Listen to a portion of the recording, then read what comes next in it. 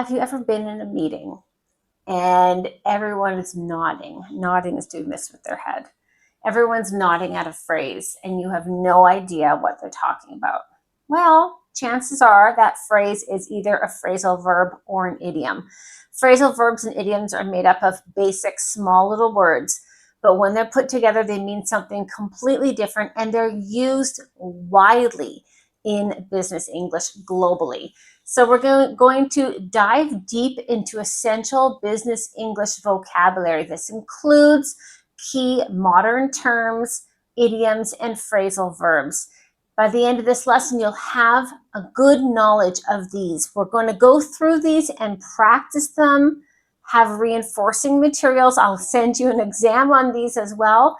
And by the end of this small little masterclass, you're going to be able to understand these when these words and terms come up in business, because they do come up, and you'll be able to use them yourself. Now, jargon is fantastic. Jargon is like buzzwords, specialized terms from a specific field. You want to use buzzwords. You cannot overuse them. When people overuse them, it's a little bit cliche. It's a little bit cringe. Cringe is you're embarrassed for the person using it, or it can come across as a little bit insincere. So buzzwords would be example like synergy, pivot, scalable, leverage, game changer, touch base. Fantastic words. I would recommend using all of these words. But if every single sentence has one of these words, what are you doing? It's just too much. It's too much. It's too much. Like I said, you kind of want to go back and forth a little bit. The same thing here when it comes to jargon or these buzzwords. Use them when they really do have an effect. Because these, anytime you use jargon or buzzwords, I mean, they do hold a lot of weight. And you can't have everything holding weight because it's just strange and it's not natural. So instead of, you could say, our company is highly scalable, which is fantastic. It means we're able to grow quickly. This is great. So in your next sentence, you wouldn't use, we need to pivot on this. No, you've already used one. Give it a break for a little bit and then go to use some more basic vocabulary. Now, when I'm talking about basic vocabulary, this does include phrasal verbs and idioms. So don't confuse the two. Phrasal verbs, you almost cannot overuse them unless it's really, really, really formal. A phrasal verb in every single sentence is perfectly fine in business English. So that's when it comes to jargon.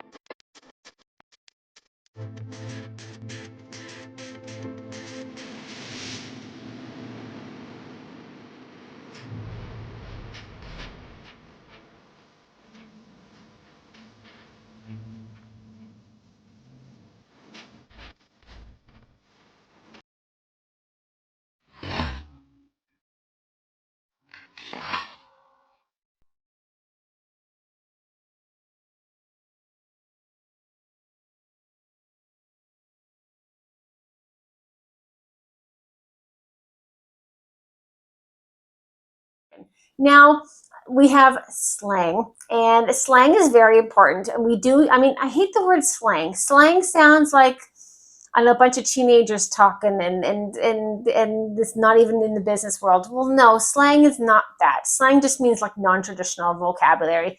You need to have slang. Ping me next week, and we'll go over the meeting results. Ping me. I mean, you've probably already heard this. Ping me. It means send me a message. So this is what people call slang, but it's not slang. It's more like modern. Or I don't have the bandwidth this week to deal with another project, which means I don't have the mental capacity, energy, or time, or even resources to deal with it. Our burn rate's really high on this project, which means we're spending more money than we're earning. All of these are fantastic. This is what's considered business slang. Again, I hate the word slang, so it makes it seem like it's just like not important or it's too young. It's not. Like, it completely serves a role in business English. You need to have these words: burn rate, bandwidth, ping me. It's fantastic. Low hanging fruit, something that's easy to achieve. These are fantastic words. Use these. Again, if you use one in one sentence, don't use it for a while. Like, spread them out. That's perfect. If you overuse them, not good. If you don't use them at all, not good either.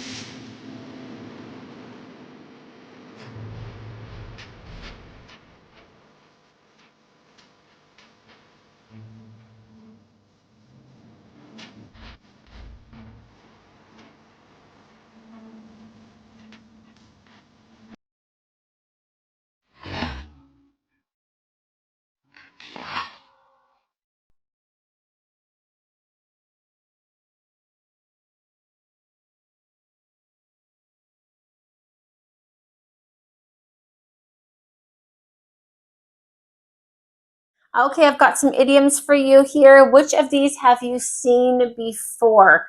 Now, idioms are essential in business English, and because in a few amount of words, you can create an entire scenario, an entire feeling, an entire perspective, an entire description just with a few words.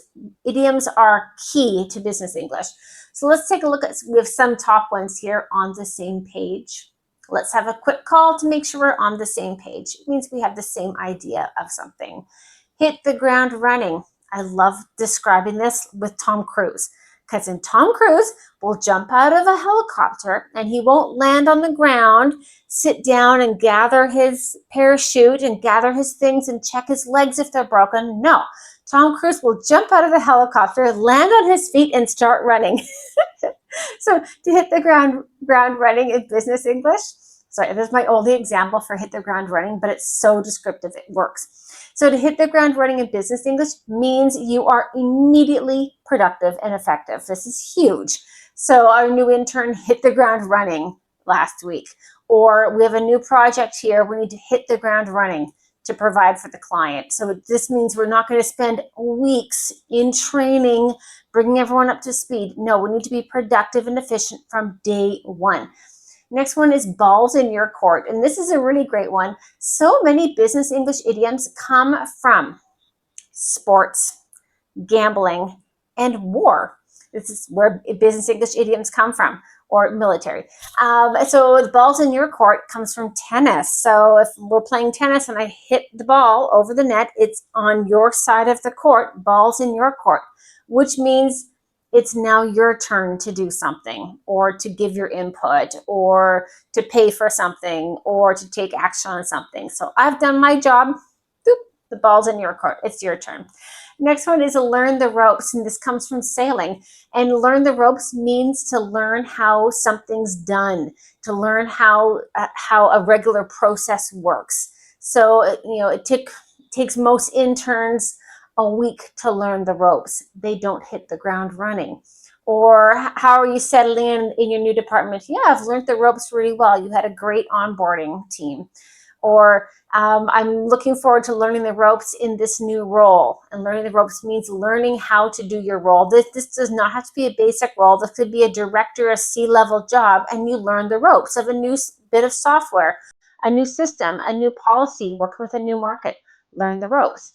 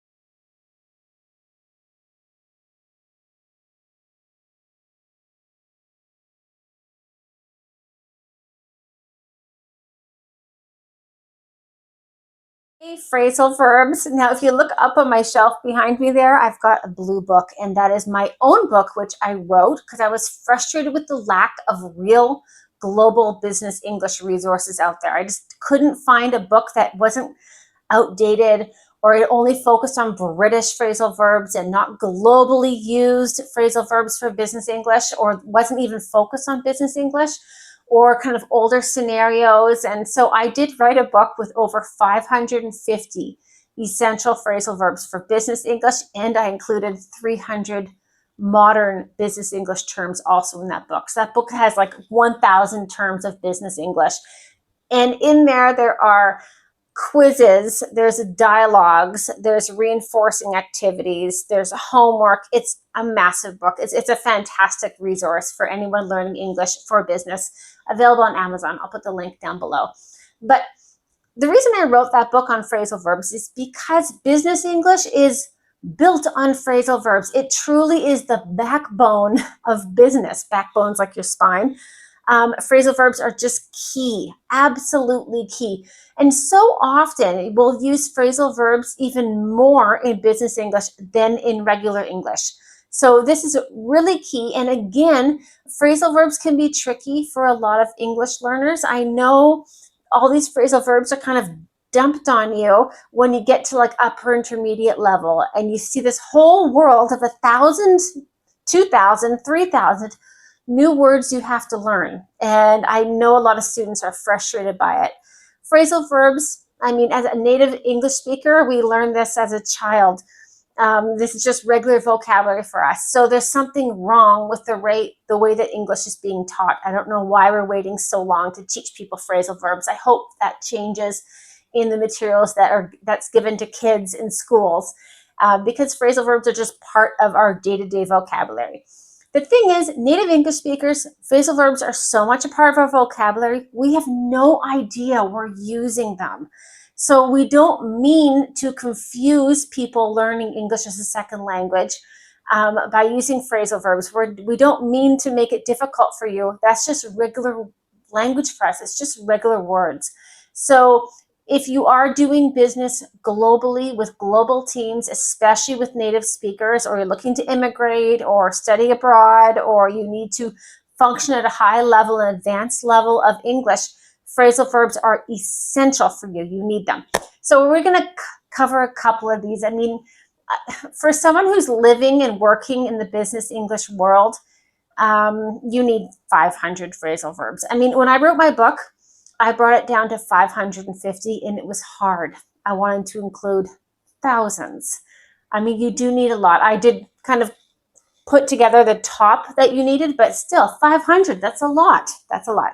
You probably already used them. I mean, I'm sure you are. Like, to follow up on. I'll follow up on that email tomorrow. Follow up on. That's a phrasal verb, right? Or I want to bring up the topic of the next quarter launch. Bring up means introduce a topic. Or the client wasn't happy, they're going to back out of the deal. Back out of the deal is like back out. If they've committed, no, they're leaving the deal. They back out on a deal. Or I want to run this idea by my manager. To run an idea by someone means you're going to present an idea for someone, see if they like it, get their opinion on it, see if it's going to be approved. Or that was a great meeting, everyone. Let's wrap it up. Wrap up means to finish something.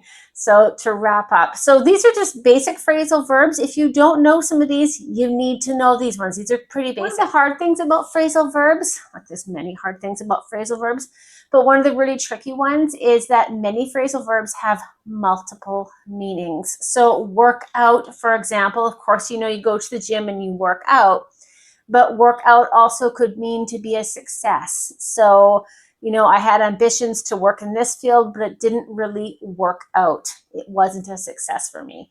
Or workout can also mean to understand. I get a prescription from a doctor's handwriting, worldwide. I'm pretty sure it's a worldwide stereotype. And I can't work out what my doctor wrote down.